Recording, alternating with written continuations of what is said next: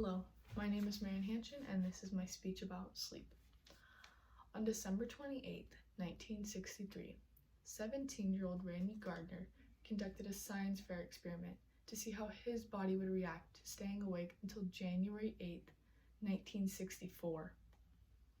With the help of some friends, Gardner stayed awake for 11 days, with a total of 264 hours, setting a new world record for the longest time period someone could go without sleep.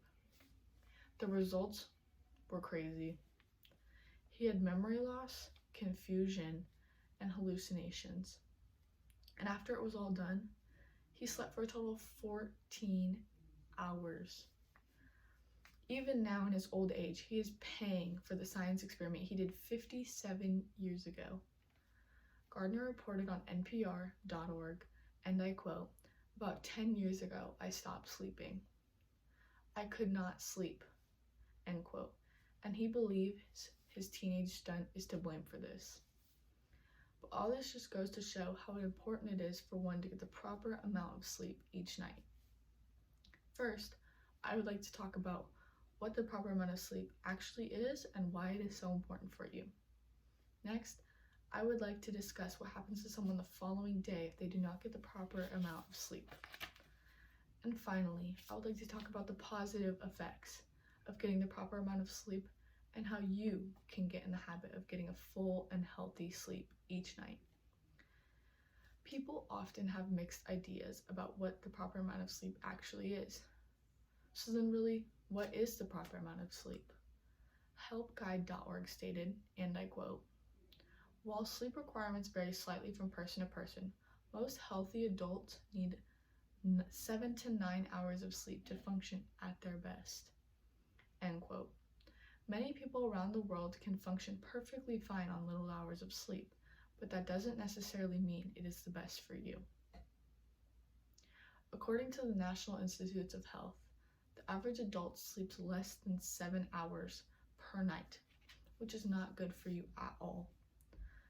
The quality of sleep you gain at night has a direct effect on your mental and physical health, as well as how well you feel the following day. No other activity we do produces as many benefits with so little effort. Sleep impacts your productivity, emotional balance, as well as your heart and brain health, immune function, creativity, vitality, and believe it or not, even your weight. People often tell themselves that losing 1 hour of sleep won't hurt, but even that takes a toll on your mood, energy, mental sharpness, and ability to handle stress. You may believe that sleeping just means your body is shutting down, but there's a lot more to it than just that. While you are sleeping, your brain is hard at work, overseeing biological maintenance that keeps your body running in top condition, preparing you for the upcoming day. But it isn't about the numbers of hours you sleep. It's also about the quality too. People go through different stages of sleep each night, and every different one offers its different benefits. Deep sleep and REM sleep, or also known as rapid eye movement sleep, are the most important for you.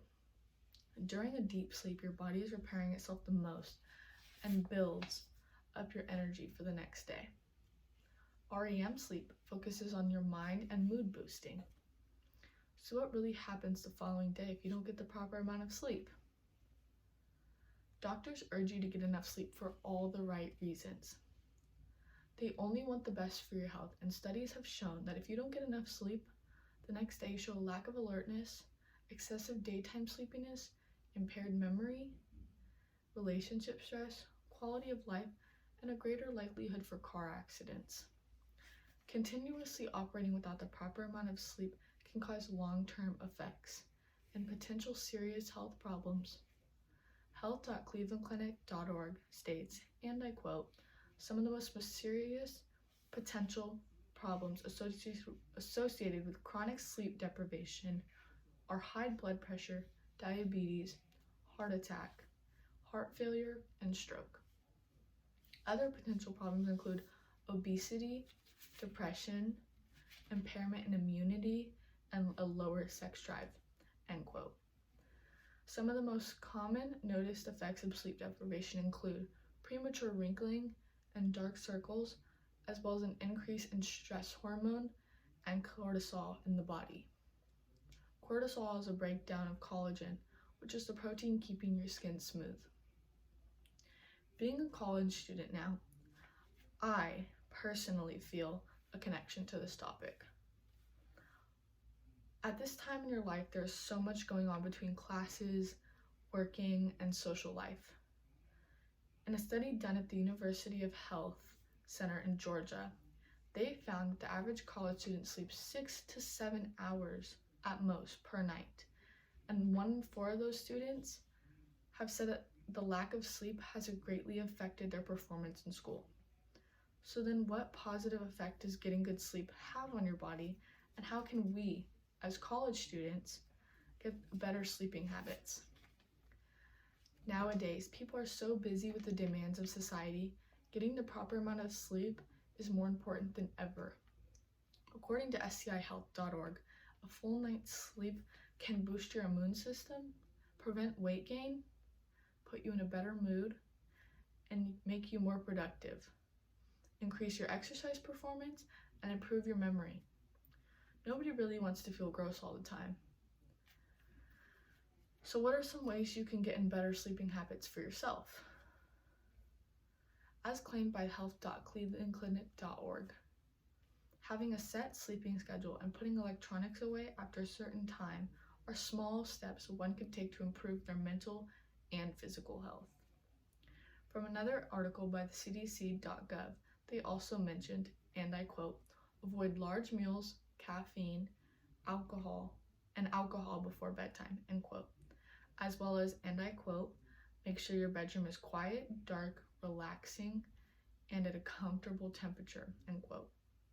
Health.clevelandclinic.org also said that you should not look at the time if you wake up in the middle of the night. It's strange, right?